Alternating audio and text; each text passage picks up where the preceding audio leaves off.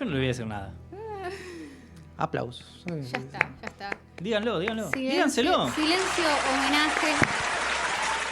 Ojalá cierre con un He-Man. Es lo único que te pido. ¿Sabes qué pensaba al principio del programa? Digo, qué crueles que fuimos. Porque Siempre. nadie todas las semanas te cambia los separadores, 5 separadores por programa nuevos, distintos. Y mirá con qué nos quedamos nosotros. Con He-Man. Con que repetía un He-Man cada tanto. Toda la semana. Somos unas basuras. Eran 12. Fuimos, bueno, está bien. Claro. Pero fuimos un poco injustos. No. Fuimos un poco injustos. Él estaba usando el 95% de su cerebro y nos quedamos con ese 5 que no estaba... que bueno, Vos estás habilitando algo que estábamos cerrando como Claro. etapa, Está bien. que era de nuevo. Vos le algo que estás ya habíamos ganado esa lucha. Le ganamos terreno al mar, como Bueno, suelen qué decir. sé yo. Bueno, hablando de terreno al mar, no sé cómo puede conectar, vamos a comentar una película que subieron hace unos días y en el momento que la subieron ya es de lo más visto en el mundo, según Netflix. Es una Mira. cosa increíble lo que logran. ¿Para qué? Sí, es una cosa maravillosa, la verdad que me saco el sombrero, porque logran subir películas que son lo más visto en el mundo en el momento que las suben. Ujú. Únicos en el mundo. Me refiero a Silverton Siege, el asedio de Silverton, justamente. Es una película que dice que está inspirada en hechos reales, que está basada en hechos reales. Y vamos a ver. avisar algunas cositas. Ay, estoy contenta de algo. Yo vi esta película, iba a googlear después qué tanto de lo que se había visto y me olvidé de hacerlo. Así que estoy muy contenta porque en este momento voy a aprender y Bueno. voy a sorprenderme al aire. Una Vicky sin enojo es una Vicky mejor, dice la ley. No va a poder ser. Entonces, tal vez que no hayas averiguado demasiado después de haber visto la película, tal vez eso haga que tengas un mejor temple. Bueno, a ver. La película El asedio de Silverton es una película nueva de Netflix, dura 1 hora 40 y tantos minutos. Que parecen 3. 1 hora 40. Se hace un poquito larguirucha. Es una historia inspirada justamente en este asedio de Silverton, es la toma de Silverton, que sucedió en 1980, el 25 de enero del 80. Un grupo de guerrilleros, de rebeldes, justamente, escapaban de las fuerzas policiales en una especie de redada, digamos, una forma de también de levantar la perdiz y de luchar contra el apartheid en Sudáfrica. Saben que el apartheid es el sumum de la discriminación, Estás es lo peor. contando mal, Diego. Estás contando mal. Es que cuando empiezo a pensar en el racismo yo me pongo mal. Estás contando. Ellos venían de un plan. Venía un plan, sí, justamente. No, es que todavía no empecé a contar la está película. bien, está bien. A ver, un grupo... Yo que te está haciendo muy parcial. No. Un grupo de... Vamos a decirle como le dice siempre el sector oficialista. Era un grupo de guerrilleros, de terroristas, que venían con un plan que era desestabilizar justamente, desestabilizar gobiernos, desestabilizar instituciones. ¿Por qué? Porque lo que buscaban era también un poco de derechos e igualdad en la sociedad, porque recordemos que hasta no hace mucho tiempo atrás, en Sudáfrica, tanto como en otras partes del mundo, el solo hecho de ser negro no te permitía, por ejemplo, acceder a educación, trabajo. Por ejemplo, hasta no hace muchísimo, o sea, hablo de 10 años atrás, por ejemplo, un negro no podía acceder, por ejemplo, a un puesto jerárquico en Sudáfrica. Lo digo porque en el 2010 tuve la suerte de ir a Sudáfrica y averiguar, porque me interesan estos temas, y me contaban que acaba de salir una ley hace muy poquito que permiten que los negros puedan acceder a puestos jerárquicos. O sea, un negro no puede ser jefe de nada. Aparte, es como una situación que a mí me parece por demás. Digo, estamos hablando de algo que está en África. Digo, el lugar que es de ellos, Totalmente. de origen, de raíz. Y vos le estás, no solo vas a su territorio, sino que le sacás. No, es como. Es que. Me enerva de solo Bueno, pensarlo. imagínate a mí. Bueno, la cosa es que si vamos a lo largo de la historia, justamente para atrás, África es un continente colonizado directamente, sobre todo por colonias europeas de Occidente, y ni hablar de neerlandés, de británicos, ¿sí? Eso sobre todo. De hecho, Sudáfrica tiene 11 idiomas oficiales, y los 2 idiomas con los que habla toda la población, y lo van a poder ver en la película, son el afrikaans y el inglés, ¿sí? Además de otras lenguas que tienen que ver con las tribus y demás. El Eso afrikaans... está bueno igual, que hayan mantenido el idioma me parece... Sí, la película es sudafricana, y el afrikaans es justamente ni más ni menos que el neerlandés, lo que conocíamos como holandés, más básico, porque eran justamente los navíos, los que viajaban de los Países Bajos actualmente, lo que era Holanda, hacia África, colonizar, y era gente que no tenía demasiada educación, entonces era como un holandés muy, muy básico, muy elemental, que además no evolucionó demasiado a lo largo del tiempo. Así que el afrikaans es básicamente un holandés tipo como cuando juegan a hablar en indio, como se dice mal, que es yo debe querer, bueno, así es. Eso es el afrikaans, básicamente. Esa como para contextualizar un poquito y también para entender por qué va a haber dos idiomas en simultáneo en la película. La película básicamente trata de la historia de estos terroristas, de estos guerrilleros, estos rebeldes, que tienen un plan y que sale mal. Era afectar el suministro eléctrico, también para afectar y llamar a la población y a la sociedad sudafricana. Sale mal el plan, se tienen que escapar, los persigue la policía, tiroteo mediante, y terminan apostados, escondiéndose en un lugar de Pretoria. Pretoria es una de las 3 capitales de Sudáfrica. Sudáfrica tiene 3 capitales, porque así separan distante el poder judicial del ejecutivo y del legislativo. Y lo que terminan es parando adentro de un banco. No es el mejor lugar justamente para esconderse de estos 3 guerrilleros, estos 3 terroristas. No es el mejor lugar. ¿Quién tuvo la idea?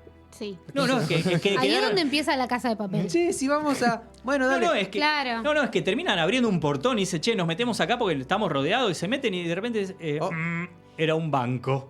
Igual creo que también hay algo de, bueno, si yo me meto en una casita, lo que sea, me la dan vuelta y me llevan de los pelos. Si me meto en un banco y tomo rehenes en un banco, de alguna manera van a tener otro cuidado antes de entrar de golpe, decir, che. Y ni hablar, no sé, no sé, si... qué sé yo. Ni hablar Lo si prendí en una... la Casa de Papeles. Sí. ¿Ves que hace mal? ¿Ves que Claro. hace mal? Arruinada. ¿Ves que hace mal? Arruinada. La cosa es que entre todas las personas, 25 personas en lo que es la historia real, fueron rehenes de estos 3 terroristas, vamos a decirle así. Ay, Dios. Hablando mal y pronto. Sí, vamos a poner del lado de Netflix en este momento. Dale, dale. Una de ellas, justamente la supervisora del banco, es la hija del ministro de Justicia, por lo cual es uno de los motivos para los cuales las fuerzas policiales no van a irrumpir con violencia, cosa que ahora empezamos a abrir todos los paréntesis y los asteriscos necesarios, cosa que sí sucedió. ¿Sí?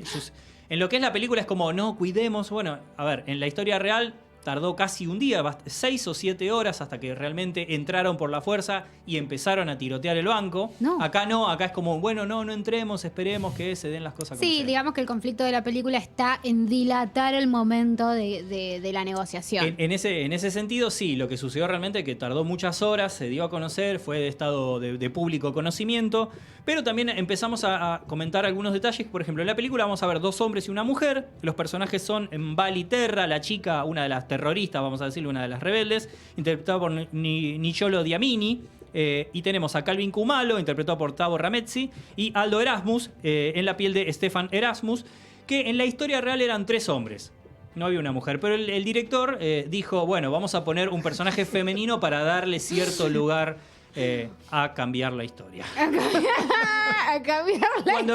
Cuando empezaron a llegarle las críticas al director, a Mantla Dube, lo primero que él dijo es, bueno, en realidad, empezó, bueno, en realidad yo estaba escribiendo yo estaba pensando en armar esta película y me inspiré en lo que pasó de verdad porque encontré cierta conexión. Pero sí, debo reconocer que me tomé licencias. ¿Por qué? Me tomé también ciertas licencias Psiquiátricas. porque de chico él sí vivió el apartheid y sí él se crió en un pueblito donde sufrió Claro, racismo, pero discriminación. casualidad no es que contó su historia. Eligió contar otra historia como a él se le cantaba Está el bien. culo, ¿no? Así que No, atento. bueno, señorita, por Claro, calma, las calma. formas, por favor. Perdón, Bueno, perdón. Guión de la película escrita por Sabelo Mjidi. Y también lo que tenemos que tener en cuenta es que una vez que están adentro, estos personajes tomaron de rehenes el banco. Ellos en la película dicen no hay otra salida que la puerta del frente, así que de acá no nos vamos a poder ir hasta que no salgamos con las patitas para adelante. Ay, Diego. Sí, se suele decir eso. Si te amotinas en un banco es Más 99,5% suerte o verdad.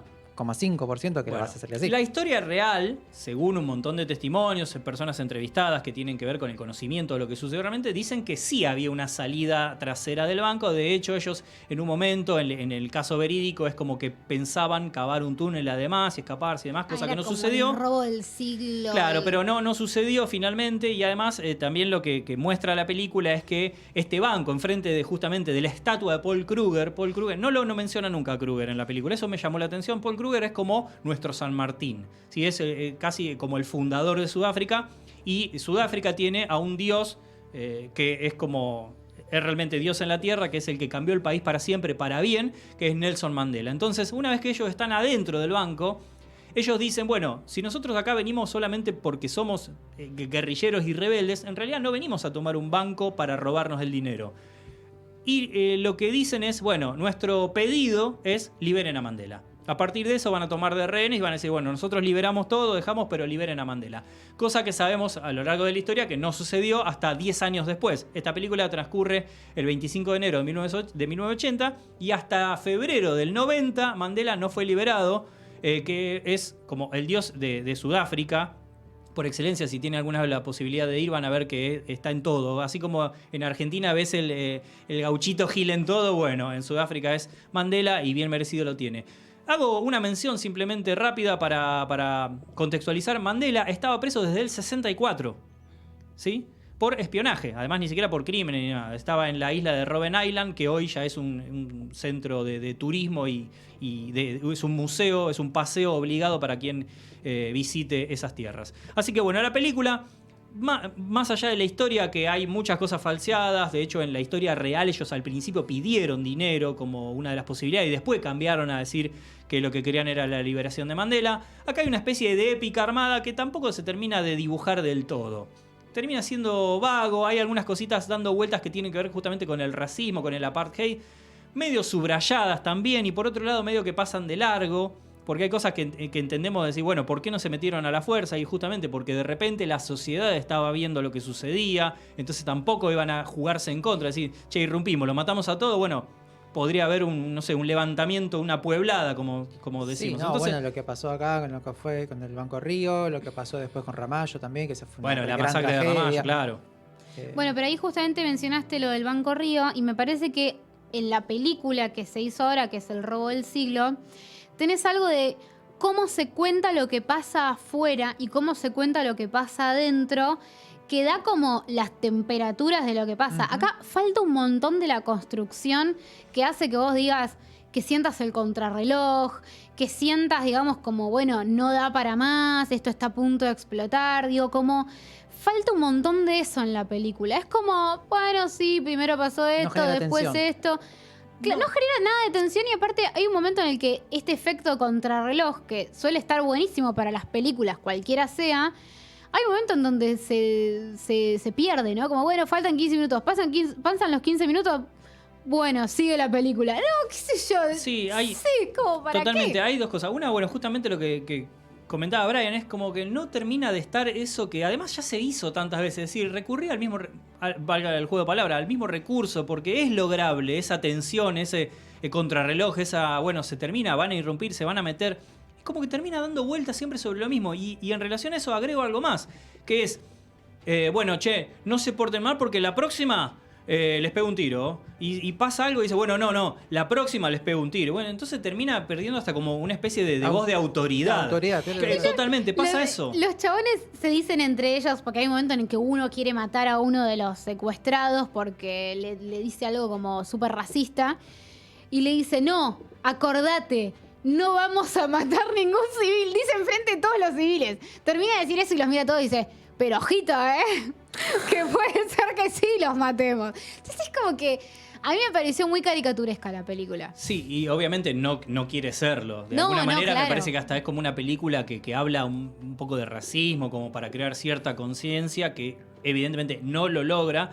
Y termina siendo una película como muy justamente el término que aplicó Vicky, caricaturesca, y diría más, como subrayada, como muy elemental, muy básica, para 1 hora 40 minutos de una pseudoacción que no termina a ser del todo lograda. Así que bueno, rápidamente, Silverton Siege, el asedio de Silverton, película de Netflix, 1 hora 40 minutos. Hay que darle alguna Sí. estrellita. Pensé que ibas a mencionar a la heroína blanca, justamente. Ah, bueno, La heroína, drogadicta. justamente, no, bueno, Ya chicos, pasamos, pero, yo pensé eso fue el bloque anterior. Pensé que Soltar, quería ¿no? que quería que menciones a Imhotep. sí, por Dios, está Imhotep, chicos. Es el... Bueno, el que hace del detective Langerman es Arnold Vosloo, que lo conocemos por haber hecho en La momia, ¿se acuerdan? Imhotep. Ujú. Él es sudafricano, nacido en Pretoria, justamente, además. Ah, mira. Por si no lo sabían. Sí. haciendo como un una pretón. cosa fantástica, ¿no? Un Como pretón. un personaje como muy gracioso. Y tenemos este personaje que es... o sea, es muy extraño cómo la película como que no quiere ser racista, pero durante casi toda la película mueren solo negros. Y tipo, la parte en la que mueren los policías no te la muestra. Y además tenemos como un personaje que es una blanquita que les va a explicar a los negros cómo ser mejores negros, que es como una cosa que te hagan. ¿No ves la hora de que muere ese cierto. personaje? Es cierto, es cierto. Sí, es increíble. Es como muy racista la película en sí misma, me parece. Sí, bastante poco logrado todo. Bueno, es cuestión de dar estrellitas. Hacelo vos, por favor. Yo ¿No? no puedo, yo no puedo. ¿No? Para Nada. mí es una, no tengo Una. nada que decir. Yo estoy entre 1 y 2.